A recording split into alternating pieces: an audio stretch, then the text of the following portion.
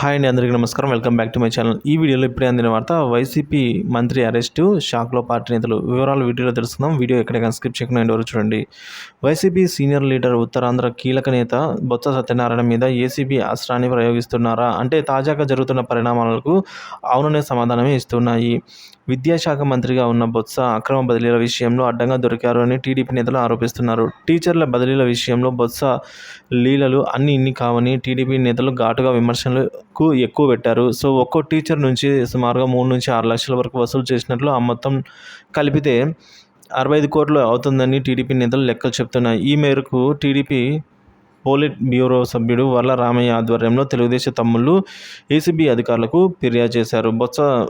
బొత్స విద్యాశాఖలో చేసిన అక్రమ బదిలీలకు నిర్వాహకంగా వారి మీద అయితే అందులో పూర్తిగా తెలియజేశారు. ఒకవైపు ఎన్నికల కోడ్ వచ్చాక కూడా ఈ అక్రమ బదిలీలకు తెరలేపారు అని విమర్శించారు.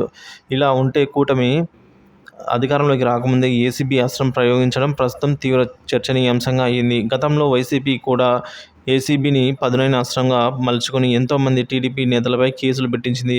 వారిలో అనేక మందిని అరెస్టు కూడా చేశారు. ఇప్పుడు అదే రూట్లో టీడీపీ కూడా సాగుతోంది. బొత్సకు డబ్బులు ఇచ్చిన ఉపాధ్యాయులు కూడా బాహాటంగానే చెబుతూ ఉండటంతో ఆయనకు తలనొప్పిగా మారింది. ఎన్నికలకు ముందు 65 కోట్ల వరకు ఆయన పేషీ అధికారులు వసూలు చేశారు. అయితే సిఫార్సు చేసిన ఈ తరహా బదిలీలు ఆపేయాలని పాఠశాల విద్యాశాఖ ఆదేశాలు జారీ చేయడంతో ఆ బదిలీలు ఆగిపోయాయి.